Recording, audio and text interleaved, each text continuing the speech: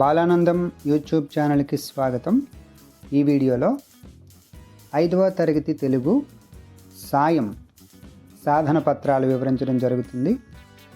This is Suryaprakash and this video is created for teachers and parents as a resource. Please subscribe to Balanandam YouTube channel. సాధన పత్రం 1, చదవడం, వ్యక్తపరచడం. కింది పేరాను చదివి ప్రశ్నలు తయారు చేయండి. రవికి పక్షులంటే చాలా ఇష్టం. వాటి మధురమైన కిలకిలా రావాలు వినడం మరీ ఇష్టం. ఈ విధంగా పేరా ఇవ్వడం జరిగింది. ప్రశ్నలు: 1. రవికి ఏమంటే చాలా ఇష్టం? 2. రవి నిద్ర లేవగానే ఏం చేస్తాడు? 3. దినచర్య అంటే ఏమిటి? 4. రవి ఏమి ఆలోచిస్తూ ఉంటాడు? తర్వాత కింది పేరా చదవండి, ప్రశ్నలకు జవాబులు రాయండి. కుర్చీలో కూర్చున్న వ్యక్తి రవి మాటలు విని నవ్వి నువ్వెవరు, ఎక్కడుంటావు, ఈ విధంగా పేరా ఇవ్వడం జరిగింది. 1వ ప్రశ్న: పిచ్చుక చనిపోతుందేమో అని అనుకోవడానికి కారణం ఏమిటి? జవాబు: పిచ్చుక రాత్రంతా తీగలో ఇరుక్కుపోయి ఉండడం వలన. 2. రవి వివరాలు తెలుసుకోవడానికి అధికారి ఏమని ప్రశ్నించాడు?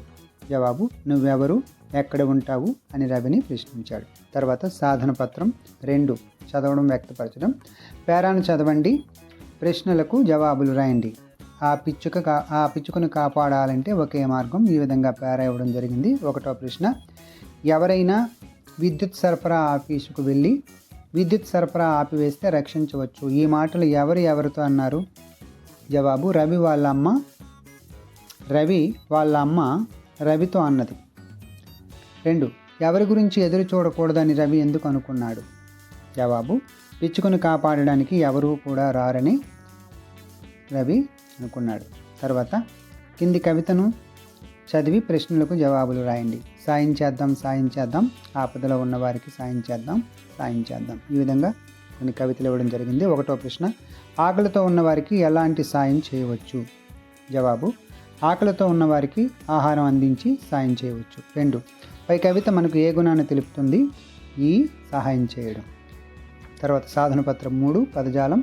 పేరాను చదవండి, అభ్యాసాలు చేయండి. సాయం చేయడం మంచి పని. ఈ విధంగా ఒక పేరా ఇవ్వడం జరిగింది. పేరాలోని సరళాక్షరాలను గుర్తించండి, గడులలో రాయండి. ప, యా, క, వ, స, న, మ, ద, ల, ర. తర్వాత 2వది, పేరాలోని గుణింతాక్షరాలను గుర్తించండి, గడులలో రాయండి. స, చే, ప, న, రి, కై, లు, తు. ఈ విధంగా రాయాల్సి ఉంటుంది. తర్వాత వీటితో పదాలు: సాహసం, చేపలు, పాము, నాగలి, గుండె, పిరికి. పై పేరాలోని ద్విత్వాక్షరాలను గుర్తించండి, గడుల్లో రాయండి. తర్వాత ద్విత్వాక్షరాలతో ఉండే పదాలు: సన్నని, తప్పు, పచ్చిక, అమ్మ, పిల్లోడు. తర్వాత సాధన పత్రం 4, పదజాలం. గళ్ళలో ఉన్న అక్షరాల ఆధారంగా పదాలు రాయండి. పక్షులు, సాయం, గచ్చు, విధి, పిచ్చుక, వ్యక్తి, తీగ, కోరిక. తర్వాత పట్టిక ఆధారంగా వాక్యాలు రాయండి. నేను, అన్న, అక్క, ఆటలు, పాటలు, కథలు, ఆడాను, ఆడింది, ఆడాడు, పాడాను, పాడింది, పాడాడు, చదివాను, చదివింది, చదివాడు. ఉదాహరణ: 1. నేను ఆటలు ఆడాను. 2. నేను పాటలు పాడాను. 3. నేను కథలు చదివాను. 4. అన్న ఆటలు ఆడాడు. 5. అన్న పాటలు పాడాడు. 6. అన్న కథలు చదివాడు. 7. అక్క ఆటలు ఆడింది. 8. అక్క పాటలు పాడింది. తర్వాత సాధన పత్రం 5, పదజాలం. కింది వాక్యాలకు వ్యతిరేకార్థక వాక్యాలు రాయండి. 1. రవి పిచ్చుకను రక్షించలేదు. జవాబు: రవి పిచ్చుకను రక్షించాడు. 2. గీత బడికి రాలేదు. గీత బడికి వచ్చింది. సుమ ఆటలు ఆడింది. సుమ ఆటలు ఆడలేదు. 4. నేను బాగా పాడను. నేను బాగా పాడుతాను. నాకు ఆకుకూరలంటే ఇష్టం ఉండదు. నాకు ఆకుకూరలంటే ఇష్టం. తర్వాత సరైన జవాబును గుర్తించండి. పరోపకారం అంటే ఏమిటి? జవాబు: ఇతరుల కోసం మంచి చేయడం. తర్వాత కింది వాక్యాలను చదవండి, గీత గీసిన పదాలలో సొంత వాక్యాలు రాయండి. ఉదాహరణ: పక్షులన్నీ కష్టాల్లోనున్న పిచ్చుకకు సహాయం చేస్తున్నాయి? మనం ఇతరులకు సహాయం చేయాలి. 2. 1. రవి పిచ్చుక గురించి ఆందోళన పడుతున్నాడు. జవాబు: తుఫాను కారణంగా రైతులు ఆందోళన చెందుతున్నారు. 2. విద్యుత్ కార్యాలయం వారు సాహసం చేసి కరెంటు తీగల నుండి పిచ్చుకను కాపాడారు. సాహసం చేసిన వారికి విజయం లభిస్తుంది. పిచ్చుక ఎగరడంలో సఫలీకృతమైంది. ఆమె లక్ష్య సాధనలో సఫలీకృతం అయింది. సాధన పత్రం 6 స్వీయ రచన. పాఠం ఆధారంగా ఈ కింది ప్రశ్నలకు జవాబులు రాయండి. 1. రవి వాళ్ళ నాన్నతో ఏమన్నాడు? జవాబు: నాన్న ఆ పిచ్చుక చూడు, పాపం తీగలో ఇరుక్కుపోయింది, దాన్ని ఎలాగైనా కాపాడుదాం నాన్న అని రవి వాళ్ళ నాన్నతో అన్నాడు. 2. రవికి ఏమంటే ఇష్టం? జవాబు: రవికి పక్షులంటే ఇష్టం, వాటి మధురమైన కిలకిలారావాలు వినడం మరీ ఇష్టం.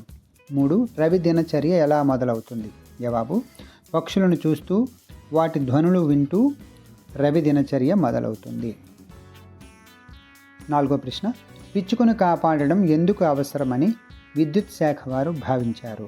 జవాబు: పిచ్చుక తీగలో ఇరుక్కుపోయి ప్రాణాపాయంలో ఉండడంతో దాని ప్రాణాలను కాపాడడం తమ బాధ్యతని విద్యుత్ శాఖ వారు భావించారు. 5వ ప్రశ్న. రవి పిచ్చుకను ఎందుకు రక్షించాలనుకున్నాడు? జవాబు: పిచ్చుక తీగలో ఇరుక్కుపోయి బాధపడడం చూసి దాని ప్రాణాలను కాపాడాలని రవి పిచ్చుకను రక్షించాలనుకున్నాడు. తర్వాత 6వ ప్రశ్న. రవి పిచ్చుకకు సాయం చేశాడు కదా, మీరు ఏ పక్షికైనా జంతువుకైనా లేదా ఎవరికైనా సాయం చేశారా? ఎలా? జవాబు: అవును, ఎండలో దాహంతో ఉన్న పక్షుల కోసం ఇంటి ముందు ఒక పాత్రలో నీళ్లు పెట్టాను. పక్షులు ఆ నీళ్లు తాగడంతో నేను చాలా సంతోషించాను. తర్వాత సాధన పత్రం 7 భాషాంశాలు. సరైన జవాబును గుర్తించండి. 1. నువ్వు ఎక్కడికి వెళ్తున్నావు? ప్రశ్నార్థకం. 2. ఆశ్చర్యం, ఆనందం, బాధ వంటి భావాలను తెలిపే వాక్యానికి వాడే చిహ్నం ఏది? ఆశ్చర్యార్థకం. 3. సరైన వాక్యాన్ని గుర్తించండి. నువ్వు ఆట ఆడతావా?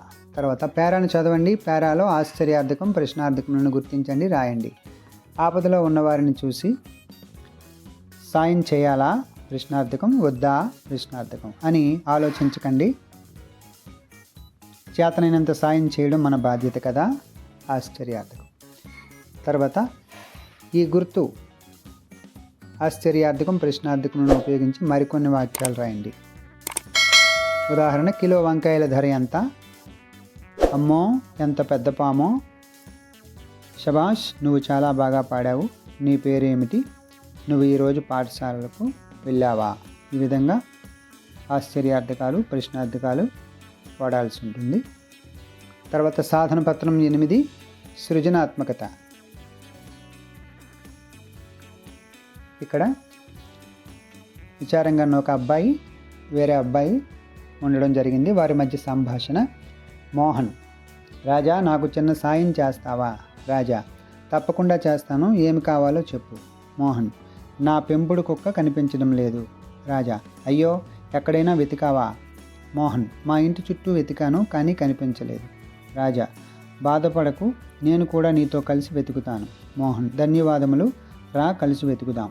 రాజా: ఇదిగో ఇక్కడ ఉంది నీ పెంపుడు కుక్క. మోహన్: అవునా, ధన్యవాదములు రాజా. రాజా: సరే, ఇకనైనా జాగ్రత్తగా చూసుకో. మోహన్. తర్వాత నేనేమి నేర్చుకున్నాను? కింది ప్రశ్నలకు జవాబులు రాయండి. కింది వాక్యానికి వ్యతిరేకార్థక వాక్యాన్ని రాయండి. శశి అల్లరి చేస్తాడు. జవాబు: శశి అల్లరి చేయడు. 2. కింది పదంతో సొంత వాక్యాన్ని రాయండి. ఉదయం. జవాబు: నేను ప్రతిరోజు ఉదయం 6 గంటలకు నిద్రలేస్తాను. 3. విరామ చిహ్నాలను పాటించిన వాక్యాన్ని గుర్తించండి. మీరు ఎక్కడికి వెళ్తున్నారు? తర్వాత కింది పేరాను చదవండి. ప్రశ్నలకు జవాబులు రాయండి. శేఖర్ చాలా పేదవాడు. ఈ విధంగా పేరా ఇవ్వడం జరిగింది. 1వ ప్రశ్న. శేఖర్ తన నిజాయితీని ఎలా చాటుకున్నాడు? జవాబు: శేఖర్ దొరికిన డబ్బు సంచిని పోలీస్ స్టేషన్లో అప్పగించడం ద్వారా శేఖర్ నిజాయితీని చాటుకున్నాడు. 2. శేఖర్ చేసిన పనిని తెలుసుకున్నారు కదా, మీకు దారిలో డబ్బు సంచి దొరికితే ఏం చేస్తారు? జవాబు: నాకు దారిలో డబ్బు సంచి దొరికితే మా ఉపాధ్యాయులకి అందించి మా ఉపాధ్యాయుల ద్వారా పోలీస్ స్టేషన్కి అప్పచెప్తాను. తర్వాత కింది ప్రశ్నలకు జవాబులు రాయండి. సాయం పాఠంలోని పక్షిని ఏ శాఖ ఉద్యోగులు రక్షించారు? విద్యుత్ శాఖ. 2. రవి పక్షిని రక్షించాడు కదా, మీరు రక్షించిన జంతువులు లేదా పక్షుల పేర్లు రాయండి. కుక్క పిల్ల. ఈ విధంగా రాయాల్సి ఉంటుంది. తర్వాత 3వ ప్రశ్న, మనం ఎవరెవరికి సాయం చేయాలి? జవాబు, మనం అవసరంలో ఉన్నవారికి, పేదవారికి, వృద్ధులకు, వికలాంగులకు, అనారోగ్యంతో ఉన్నవారికి మరియు ఆపదలో ఉన్నవారికి సాయం చేయాలి. 4వ ప్రశ్న, చిన్నపిల్లలు కూడా సాయం చేయగలరా? ఎలా? జవాబు, అవును, చిన్నపిల్లలు కూడా సాయం చేయగలరు. ఇంట్లో తల్లిదండ్రులకు, పాఠశాలలో తోటి విద్యార్థులకు మరియు వృద్ధులకు దారి చూపడం వంటి సాయం చేయవచ్చు.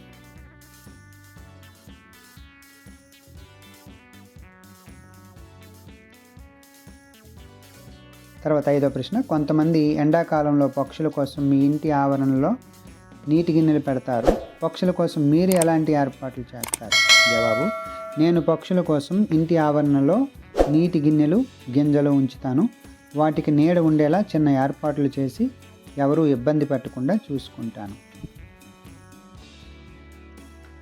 తర్వాత, ఇతరులకు సాయం చేయడానికి ఇష్టపడేవారిని మీరు ఎలా ప్రశంసిస్తారో రాయండి.